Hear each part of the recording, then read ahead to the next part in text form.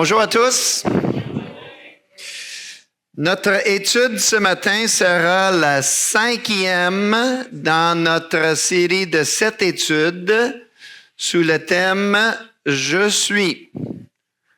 Dans cette série, nous examinons ensemble ce regroupement de 7 déclarations de Jésus dans lesquelles il a décrit, il a expliqué la nature de sa personne et de son ministère pour ses disciples et pour nous. Donc, une révision ultra rapide. Nous avons commencé il y a un mois avec cette déclaration foudroyante de Jésus dans Jean chapitre 14. Je suis le chemin, la vérité et la vie. Ensuite, il y a 3 semaines, Michael nous a parlé de « Je suis la porte » dans Jean chapitre 10. Ensuite, c'était au tour de Luc de nous parler en Jean chapitre 6 quand Jésus a dit « Je suis le pain de vie ». Et la semaine dernière, Laurent nous a parlé de la déclaration de Jésus « Je suis la lumière du monde ». Et ce matin, je suis la résurrection et la vie. Je suis la résurrection et la vie, a déclaré Jésus. 7 petits mots qui ont une grande importance, un grand impact et des grands bénéfices pour nous. Jésus a prononcé ces paroles dans un contexte très spécifique. Et c'est important pour nous de les étudier dans ce contexte. Et c'est exactement ce que nous allons faire ce matin. Maintenant, sachez que normalement, quand j'enseigne un passage biblique, ces textes sont composés d'environ 6, 9, 12 versets. Et ce matin, fidèle à mes habitudes, notre texte contient 45 versets. What? Vous avez bien compris. 45 versets. Alors, appelez le restaurant tout de suite pour leur dire que vous allez être là à 13h30 aujourd'hui, là. Non, ça va bien aller, mais on n'a pas de temps à perdre. On y va tout de suite dans notre étude. Donc, tournez dans vos Bibles, s'il vous plaît, à Jean chapitre 11.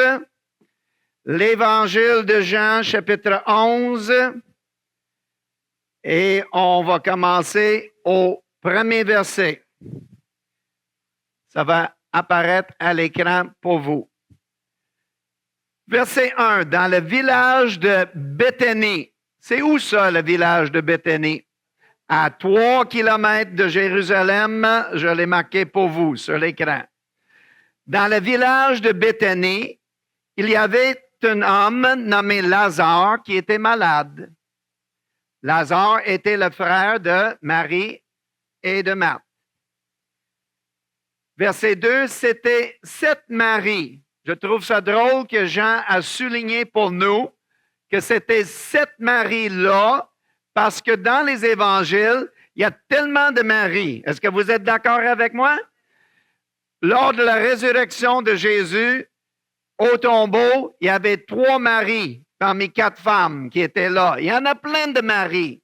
Donc, Jean nous dit que c'était 7 Maries-là qui avaient oint de parfum les pieds de Jésus et qui les avaient essuyés avec ses cheveux. Vous vous rappelez de ça? À quel moment ça? C'était lors d'un repas chez eux, chez Lazare, chez Marthe, chez Marie, où, quand elle a fait ce geste-là, Judas a chiolé que le parfum coûtait très cher et qu'on aurait dû donner cet argent-là aux pauvres. Mon œil. C'est pas ça qu'il voulait faire avec. Verset 3.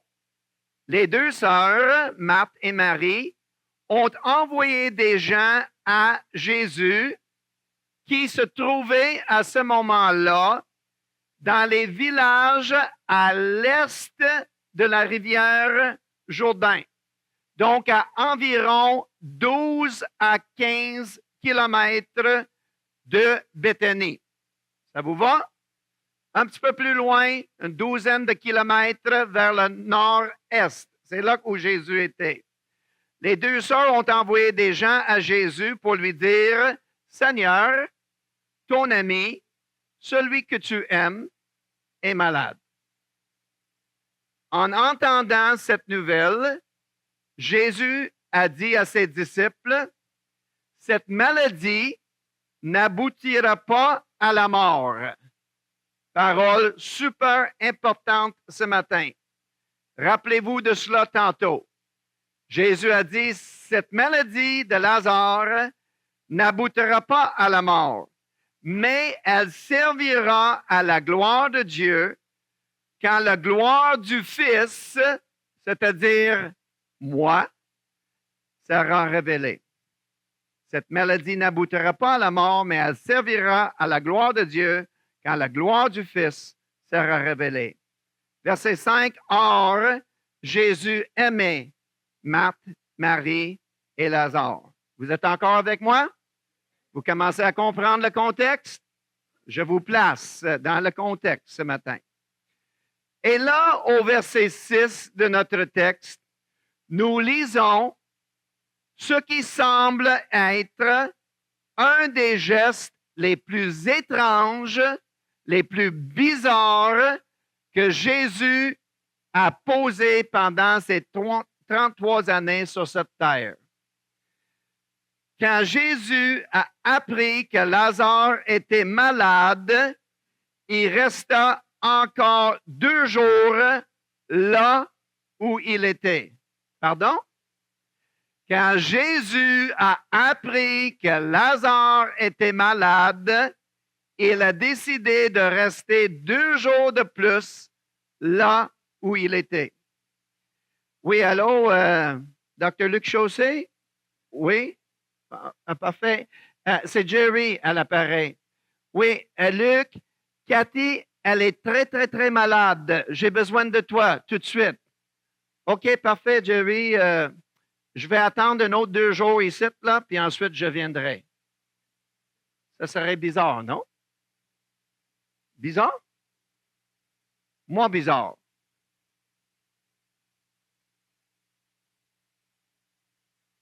À première vue, bizarre.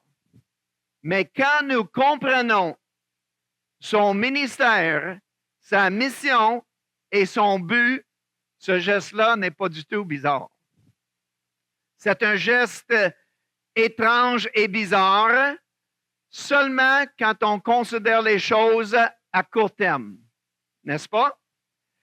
Mais toutes les actions de Jésus dans son ministère, toutes les actions étaient faites pour le grand portrait, the big picture.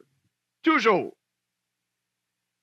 Qu'est-ce que Jésus avait dit aux disciples quelques minutes auparavant, au verset 4? Cette maladie n'aboutira pas à la mort, mais elle servira à la gloire de Dieu.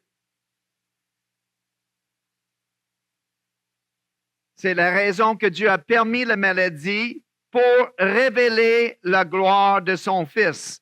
Et pour que cela arrive, il fallait que Jésus tarde 2 jours de plus là où il était. À court terme, bizarre. Dans le grand portrait, pas du tout bizarre. Selon le plan de Dieu et la volonté de Dieu. Verset 7. Le surlendemain, c'est-à-dire 2 jours plus tard, Jésus dit aux disciples, « Retournons ensemble à Béthanie, chez Marie, Marthe et Lazare. » Verset 8, les disciples, au pluriel, les disciples, au pluriel, toute la gang, en bloc. Cette fois-ci, ce n'est pas une personne, ce n'est pas Pierre. Souvent, c'est Pierre, ce n'est pas Philippe, c'est tous les disciples ensemble disent, Seigneur, il y a quelques jours, les leaders juifs ont essayé de te lapider là-bas. Et tu veux y retourner? Peut-être c'est pas la meilleure idée que tu as jamais eue, Jésus. Au verset 11, Jésus répond aux disciples calmement, mais fermement. Écoutez bien, la gang. Notre ami Lazare s'est endormi, mais on va y aller et je vais le réveiller. Et là, avec cette déclaration au verset 11, on dirait quasiment de Jésus, pourquoi dire des choses d'une façon claire quand on peut les dire en énigme et compliqué, n'est-ce pas? C'est à peu près ça la conclusion de cela. Est-ce que Lazare était physiquement mort à ce moment-là? Oui. Alors pourquoi Jésus parle-t-il du sommeil et d'être endormi? Grand portrait, grand portrait, grand portrait. OK? Au verset 12, les disciples, aussi confus que vous et moi ce matin, disent à Jésus, mais Seigneur, si Lazare s'est endormi, ben, il sera correct sans toi. Et comme ça, nous ne serons pas lapidés. Hein? Bonne idée, hein, maître? Qu'est-ce que tu en penses? Au verset 14, Jésus coupe ce court. Il leur dit, Lazare est mort.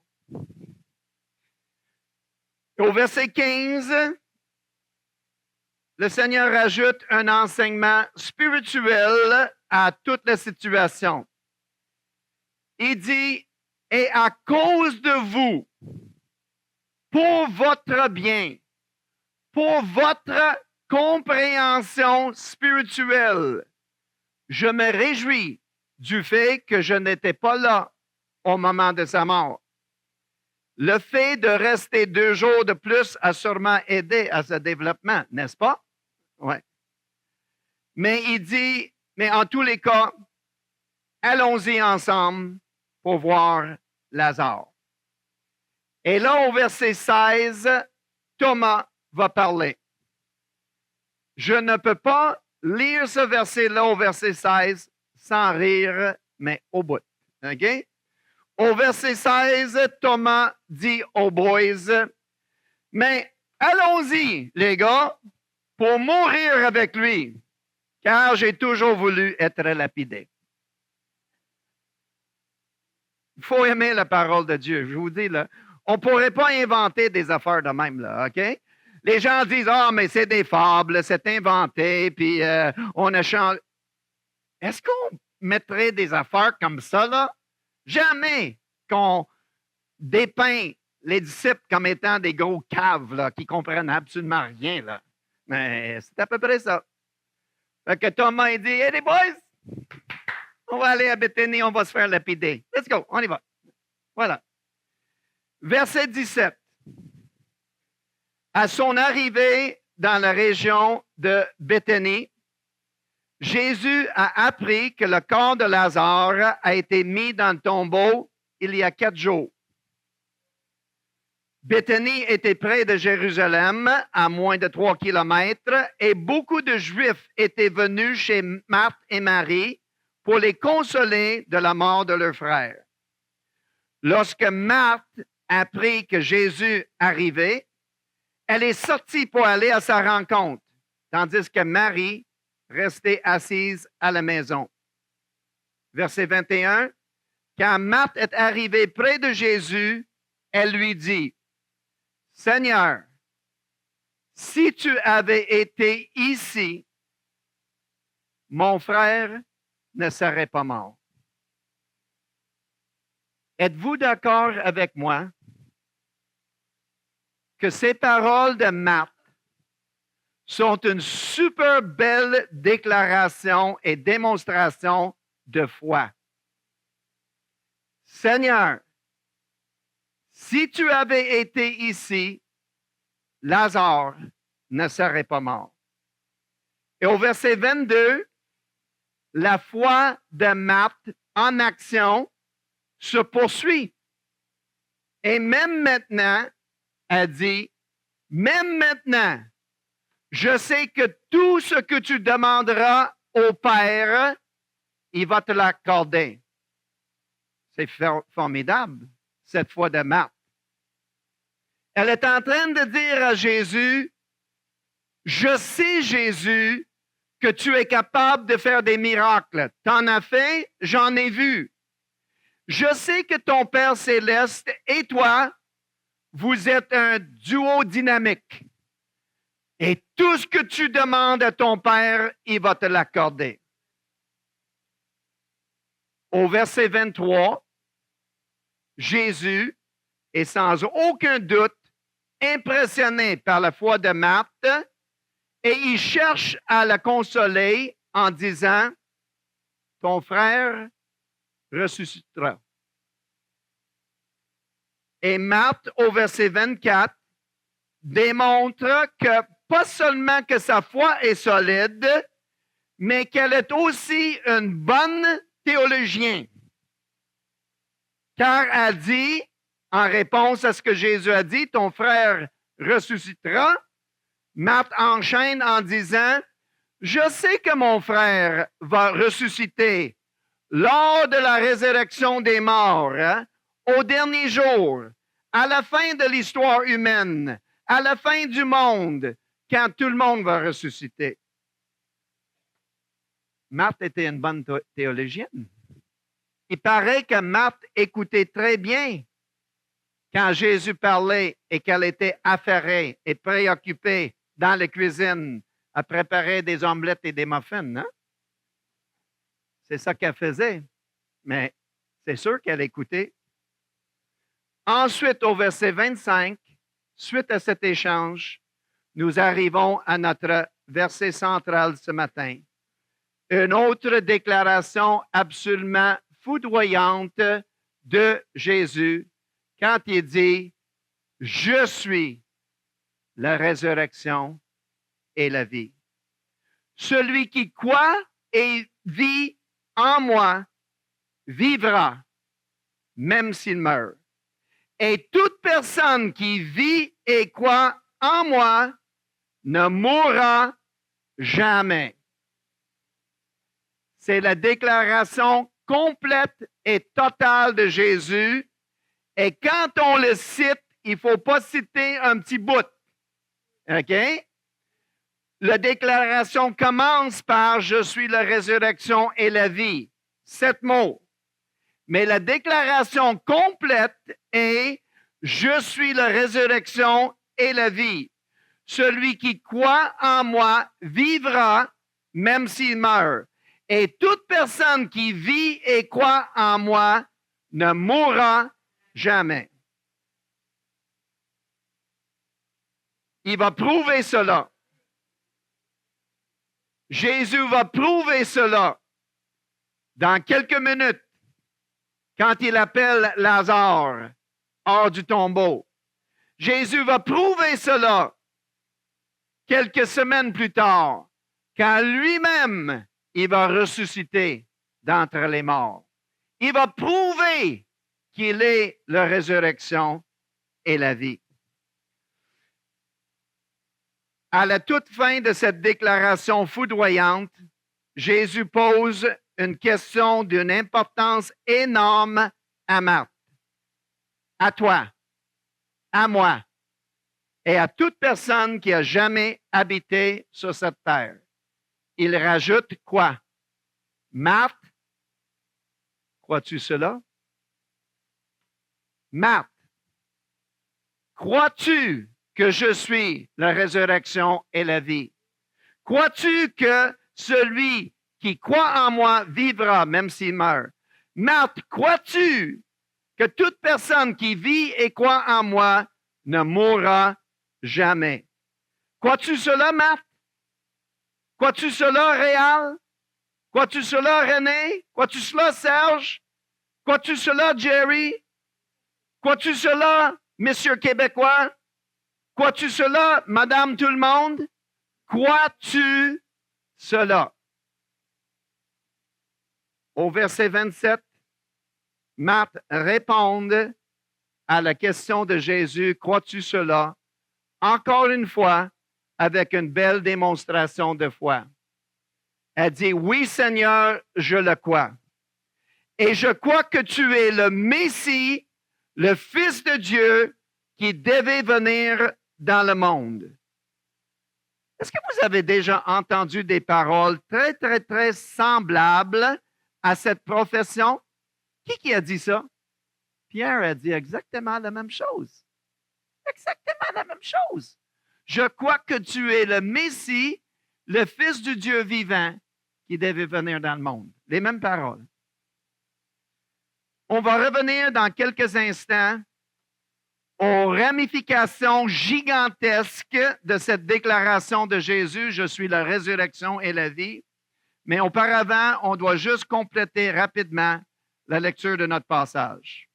Verset 28, après avoir dit cela, Marthe est allée appeler sa sœur Marie en lui disant, « Hey, le maître est ici et il te demande. » À ces mots, Marie se leva immédiatement et alla vers Jésus.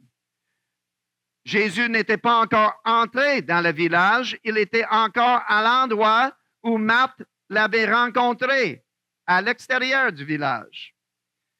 Verset 31, les Juifs qui étaient rassemblés dans la maison avec Marie pour le consoler, la virent se lever soudainement pour sortir. Ils la suivirent en disant, elle va certainement au tombeau pour y pleurer. Verset 32, Marie arriva à l'endroit où était Jésus. Quand elle le vit, elle tomba à ses pieds et lui dit, « Seigneur, si tu avais été ici, mon frère ne serait pas mort. » Coudon, y avait-il un courriel qui circulait là? Y avait-il un texte préparé d'avance? Pas pantoute. Marie a dit exactement les mêmes paroles que sa sœur. Seigneur, si tu avais été ici, mon frère ne serait pas mort. Verset 33. Quand Jésus voyait Marie pleurer, il fut profondément bouleversé et ému. Wow, que j'aime ces paroles-là. Notre Seigneur a un cœur vraiment tendre, n'est-ce pas? Verset 34, Jésus demanda, « Où avez-vous mis le corps de Lazare? » On lui répondit, « Viens et tu verras. » En entendant ces mots, Jésus aussi pleura. Les Juifs dirent alors, « Voyez comment il l'aimait, Lazare. » Verset 37, il y a toujours des gens négatifs dans chaque foule, n'est-ce pas? Et au verset 37, on les retrouve, ces gens négatifs. Quelques-uns d'entre eux dirent, « Lui qui a ouvert les yeux de l'aveugle, ne pouvait-il pas aussi faire en sorte que cet homme ne meure pas? » Mais les sceptiques seront confondus du.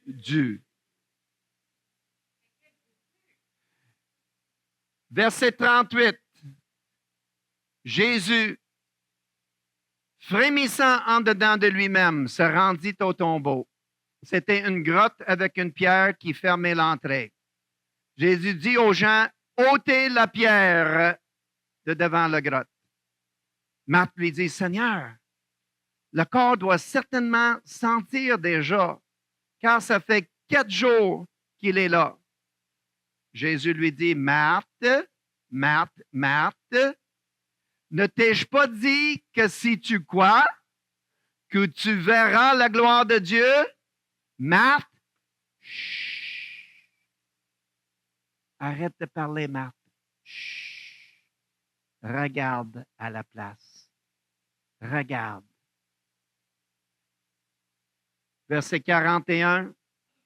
Ils enlevèrent donc la pierre. Jésus leva alors les yeux et dit, « Père, je te remercie de ce que tu m'as écouté. Je sais que tu m'écoutes toujours et que tu m'écoutes en ce moment. Mais j'ai parlé à cause de la foule qui m'entoure afin qu'eux, ils croient que c'est toi qui m'as envoyé. » Après avoir prié ainsi, Jésus cria d'une voix forte, « Lazare, sors! » Et Lazare sortit, les pieds et les mains attachés par des bandelettes et le visage enveloppé d'un linge. Jésus leur dit, « Détachez-le et laissez-le s'en aller. » Verset 45. Beaucoup de Juifs. Combien? Beaucoup. Beaucoup de Juifs qui étaient venus auprès de Marie et qui ont vu ce que Jésus a fait, ont cru en lui ce jour-là. 45 versets. On n'est pas pire, hein? Retournons maintenant pour quelques instants à notre verset central. Je suis la résurrection et la vie. Celui qui croit en moi vivra, même s'il meurt, et toute personne qui vit et croit en moi ne mourra jamais. La question la plus importante ce matin est bien simple. Qu'est-ce que ça veut dire? Qu'est-ce que ça veut dire? Dans les termes les plus simples, ça veut dire que chaque personne qui rencontre les deux conditions que Jésus exige a et aura la vie éternelle. Je répète, chaque personne qui rencontre les deux conditions que Jésus exige a la vie éternelle et aura la vie éternelle. Levez la main si vous voulez parler. Quand tout le monde parle, là, j'entends rien, là, OK? Quelles sont les deux conditions que Jésus exige? Croire et vivre en moi. Vous êtes des bons élèves ce matin. Croire en moi, vivre en moi. Qu'est-ce que ça veut dire? Qu'est-ce que ça veut dire? C'est pas ce que vous pensez. Ça, je peux vous le dire en partant. Ce n'est pas ce que vous pensez. Croire en Jésus. Première condition, croire en Jésus. C'est souligné partout dans la parole de Dieu que la première condition pour être sauvé, c'est de croire, n'est-ce pas? Jean 3,16. Car Dieu a tant aimé le monde qu'il a donné son Fils unique, afin que quiconque croit en lui ne périsse pas, mais qu'il ait la vie éternelle. Romains 10, 9. Si tu crois dans ton cœur et que tu confesses de ta bouche que Jésus est Seigneur, tu seras sauvé. Croire, c'est la première condition. Dans notre texte ce matin, après que Jésus a dit, « Je suis la résurrection et la vie », il a dit à Marthe, « Crois-tu cela? » Croire. Mais que veut dire réellement le mot croire?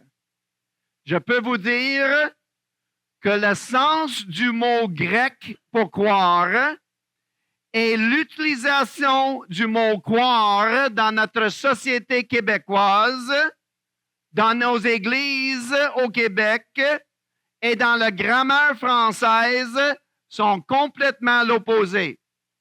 Je répète, le sens du mot grec pour le mot croire et l'utilisation quotidienne qu'on fait de ce mot-là sont complètement l'opposé. De croire, ce n'est pas un vague consentement intellectuel. Et pourtant, à tous les jours, les gens au Québec autour de vous et vous-même, vous dites, je crois qu'il va pleuvoir demain. N'est-ce pas? Vous dites, je crois que les Canadiens vont gagner la Coupe Stanley l'année prochaine. Hein? Il n'y en a pas beaucoup qui disent ça, mais on le dit. OK? On va le changer pour les Alouettes. Je crois que les Alouettes vont gagner la Coupe Grey. OK? Mais c'est une fausse utilisation du mot croire dans les deux cas. On devrait dire en français, je pense qu'il va pleuvoir demain. Je pense que les Alouettes vont gagner la Coupe Grey. Je pense que. Le mot croire en grec veut dire un engagement complet et total de ma vie. Un investissement de mes actions. Je peux vous dire une chose, là. Les disciples ne croyaient pas vraiment en Jésus pendant son ministère. Ils marchaient avec lui, ils l'accompagnaient à tous les jours. Quand Jésus a multiplié les pains et les poissons, c'est les disciples qui tenaient des paniers, là. OK? Et pourtant, ils ne croyaient pas en lui. Savez-vous pourquoi ils ne croyaient pas en lui? Parce qu'ils ne comprenaient pas. Comprenaient pas. S'ils ont réellement compris, quand Jésus a dit, le Fils de l'homme va aller à Jérusalem, il va être livré entre les mains des leaders juifs, il va souffrir, il va être mis à mort, et le troisième jour, il va ressusciter. Il a dit clairement à plusieurs reprises. Mais s'ils ont compris, là, vendredi, il est mort, samedi, ils auraient dit, c'est pas grave, demain, il va ressusciter. Mais il n'y en a pas un qui l'a cru. Tous l'ont abandonné. Ils étaient derrière les portes embarrées. Qu'est-ce qui va nous arriver maintenant? Pourquoi ils ne disaient pas, hey, dimanche matin, il s'en vient, là? Il avait dit. Parce qu'ils n'ont pas compris. Après la résurrection de Jésus, les disciples croyaient réellement. Lis le livre des Actes des Apôtres, c'est incroyable. C'est un investissement total de leur être, de leur vie pour sa cause. Ils sont prêts à tout faire, ils sont prêts à souffrir, ils sont prêts à mourir. Et 10 des 11 sont morts comme martyrs pour l'avancement du royaume de Dieu. Pourquoi? Parce qu'ils ont cru. Exactement. Est-ce que vous croyez en Jésus? Répondez pas vite. C'est un investissement total de votre vie. Les gars qui étaient à la retraite l'an dernier, vous connaissez cette histoire. En 1999, à Denver, au Colorado, dans une école secondaire qui s'appelle Columbine High School, un homme est rentré dans les classes avec un fusil et il a dit aux gens, si tu crois en Jésus, lève-toi. Il y avait une jeune fille là, du nom de Cassie Bernal, qui s'est levée immédiatement pour dire, je crois en Jésus de tout mon cœur. Et il l'a tué. Ça, c'est de croire en Jésus. Dans les années 40-50, il y a longtemps, aux chutes de Niagara, il y avait un funambule, bon mot, hein? Un funambule français du nom de Blondin qui se tenait à côté des chutes et qui avait attaché une corde pour aller de l'autre côté aux États-Unis, aux chutes de l'autre bord. Et il a traversé sur cette corde-là jusqu'à l'autre côté. il est revenu. Et ensuite, il a dit à la foule, moi, je suis même capable de traverser ça en birouette. Est-ce que vous croyez ça? Les gens disaient, ben oui, on t'a déjà vu le faire une fois, certainement tu es capable. Il a dit, parfait. Est-ce que je peux avoir un bénévole pour aller dans une birouette? Plus personne. Mais s'ils ont réellement cru, ils auraient embarqué. De croire en Jésus est un engagement complet et total de notre être. Deuxième condition, vivre en Jésus. Vivre en Jésus, il y a deux éléments de vivre en Jésus. Tout d'abord, d'obéir à ses enseignements. Jésus dit dans Jean 14, « Si tu m'aimes, tu m'obéiras. » Ça, c'est clair. Si tu m'aimes, tu m'obéiras. Le deuxième aspect, c'est de faire sa volonté. Dans Matthieu 7, 21, on lit ce verset. « Pas tous ceux qui m'appellent Seigneur, Seigneur vont rentrer dans le royaume des cieux, mais seulement ceux qui font la volonté de mon Père. Pas tous ceux qui chantent le dimanche matin, Seigneur, vont rentrer dans le royaume des cieux, mais ceux qui font la volonté de Dieu. » De vivre en Jésus veut dire d'obéir à ses enseignements et de faire sa volonté. Alors, l'enseignement de Jésus dans sa déclaration « Je suis la résurrection et la vie » se résume dans ces deux points. Si tu crois en Jésus et si tu vis en Jésus, tu as la vie éternelle. Maintenant, présentement, déjà commencé. Est-ce que vous saviez ça? Le temps du verbe est au présent. J'ai la vie éternelle ce matin. Dans Jean chapitre 5, verset 24, Jésus a dit, « Celui qui obéit à mes paroles et qui croit en celui qui m'a envoyé a la vie éternelle. » Pas aura, a la vie éternelle. Il est déjà passé de la mort à la vie. 1 Jean 5, 11 et 12, Dieu nous a donné la vie éternelle. Dieu nous a déjà donné la vie éternelle. Et cette vie est en son Fils. Celui qui a le Fils maintenant a la vie éternelle déjà. Deuxième, si tu crois en Jésus et si tu vis en Jésus, tu auras la vie éternelle dans le futur, au ciel, au paradis. Nous l'avons vu ensemble dans mon enseignement dans Jean 14, il y a un mois. Jésus a dit aux disciples, « Je m'en vais vous préparer une place.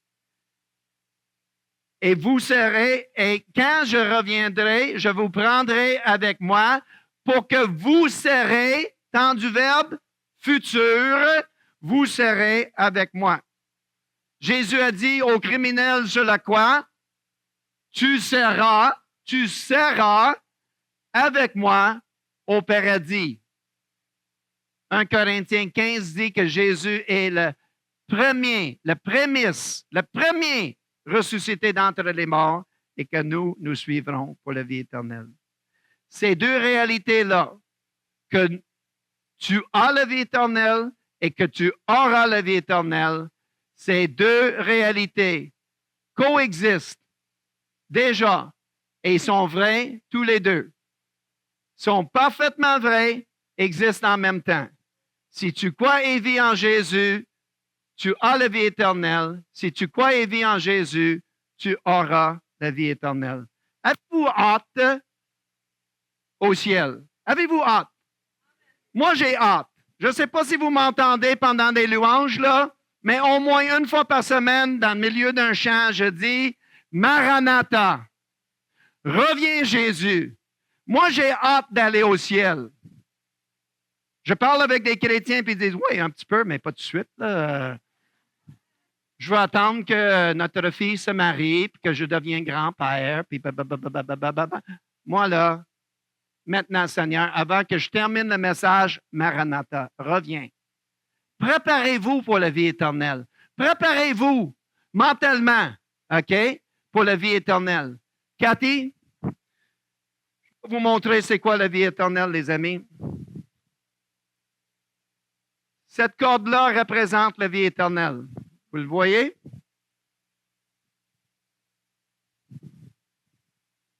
Vous ne voyez même pas le bout. OK? Parce que ça continue pour l'éternité. Vous savez maintenant qu'il y a un bout parce que Cathy est là-bas. Mais pour votre œil, il n'y en a pas de bout. Ça, c'est la vie éternelle. Et savez-vous quoi? Notre vie ici-bas, c'est cela. Vous voyez le noir là? 60 ans, 75 ans, 90 ans, 102 ans. C'est ça comparé à la vie éternelle. Préparez-vous. Préparez-vous. Ça va être glorieux. Ça va être merveilleux. Dernière question ce matin. Dernière question ce matin. Répondez pas à voix haute, mais répondez. Crois-tu que tu as maintenant et que tu auras dans l'avenir au ciel la vie éternelle? Si vous dites oui à cette question, laissez-moi vous dire quelque chose. Votre langage quotidien comme Église québécoise ne me convainc pas du tout. Je répète, votre langage quotidien ne me convainc. Ça fait 44 ans que j'habite ici au Québec et je ne suis pas convaincu que les chrétiens ont réellement saisi l'enseignement de Jésus dans Jean 11, 25. Toute une déclaration, hein, M. Kramer? Oui, je l'ai dit. Je ne suis pas convaincu. Savez-vous ce qui est une des plus grandes différences entre une église chrétienne évangélique ici au Québec et une église à Winnipeg, à Vancouver, en Californie, en Afrique, en Australie, en Colombie? Savez-vous c'est quoi? C'est pas les louanges, c'est pas les prédications, c'est pas les prières, c'est pas l'habillement, c'est même pas la langue française.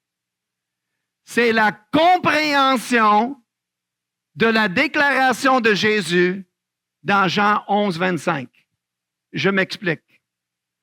À toutes les semaines ici au Québec, j'entends des chrétiens parlant d'un autre chrétien dire « Il est mort la semaine dernière. Il est mort en 2015. Il est mort. » Et savez-vous quoi? Il n'est pas mort. Il est vivant. Il est pleinement vivant au ciel avec le Seigneur. Comprenez bien, s'il vous plaît, chers amis, ce que Jésus dit dans Jean 11, 25.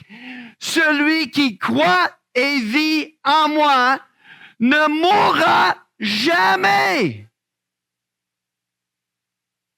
Partout ailleurs dans le monde, dans les églises chrétiennes évangéliques, partout au monde, sauf au Québec, les gens disent, quand ils parlent d'un autre chrétien, il est allé rejoindre le Seigneur. Il est allé au ciel. Il a eu sa promotion à la gloire céleste. Il est rentré à sa vraie maison. Vous avez toutes sortes d'options. Sont toutes bonnes théologiquement parlant, sauf il est mort. J'ai rencontré des parents chrétiens en Colombie-Britannique. J'ai dit, vous avez combien d'enfants? Ils m'ont répondu, 4. 3 ici et un autre au ciel. C'est-tu beau, ça? Au Québec, les gens disent tout le temps, 4, 3 vivants puis un autre qui est mort.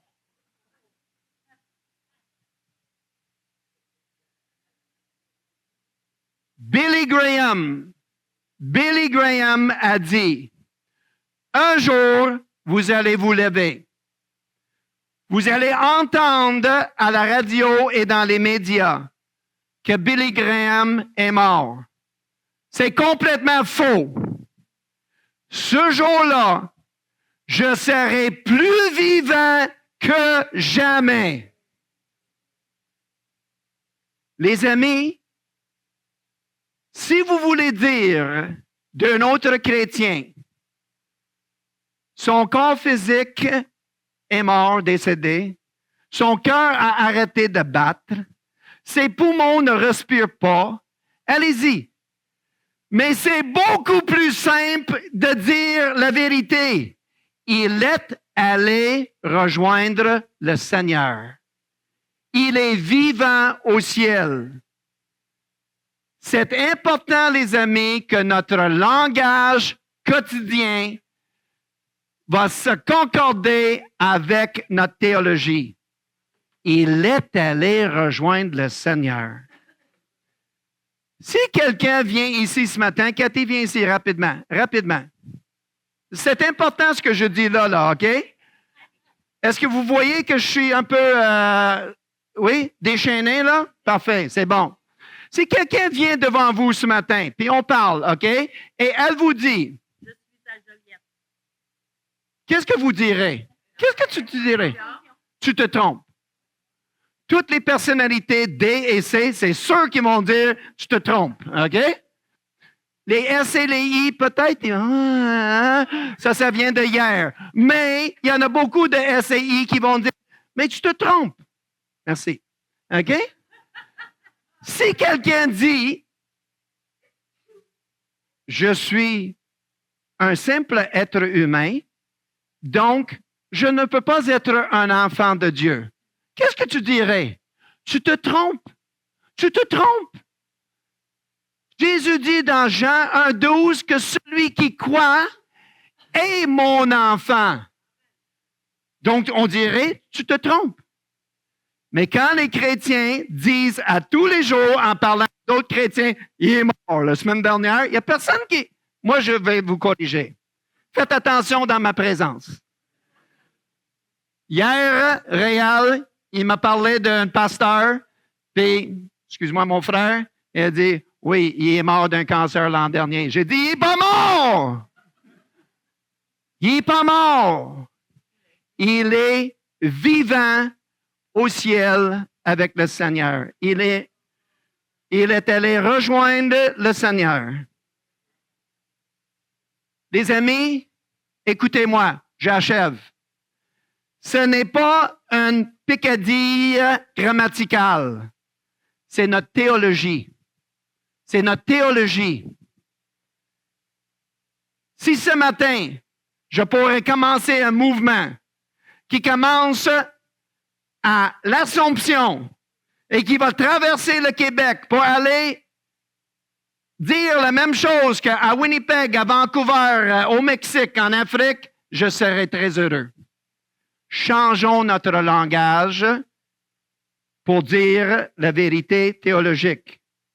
Si en parlant d'un non-chrétien, Guy Lafleur, Carl Tremblay ou quelqu'un d'autre, tu dis, il est mort, mais vas-y, c'est probablement vrai. Mais en parlant d'un chrétien, ne dites jamais, il est mort. Quand vous parlez de Billy Graham, quand vous parlez de mon père, quand vous allez parler de moi, quand je vais être au ciel, ne dites pas, il est mort, parce que je vais être plus vivant que jamais. Et Cathy va vous corriger. Elle va dire, non, il est au ciel. Il est au ciel. Si on continue à dire, en parlant des chrétiens, il est mort, on fait de Jésus un menteur.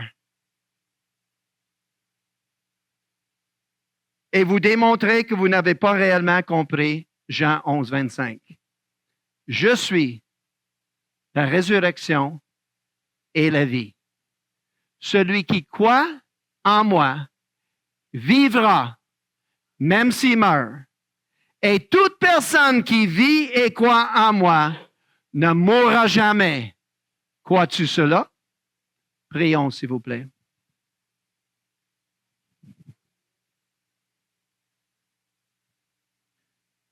Jésus, merci pour ta parole qui est parfaite. Merci pour ton ministère. Merci pour ton cœur. On a vu ton cœur tendre ce matin, tendre et ému. On a vu ton amour pour Lazare, pour Marthe, pour Marie. Et Seigneur, nous ressentons ce matin ton amour pour nous.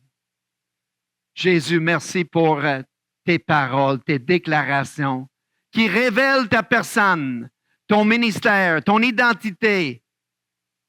Jésus, merci pour cette série, que tu es le chemin, la vérité et la vie, que tu es la porte, que tu es le bon berger, que tu es le pain de vie, que tu es le cep, que tu es la résurrection et la vie.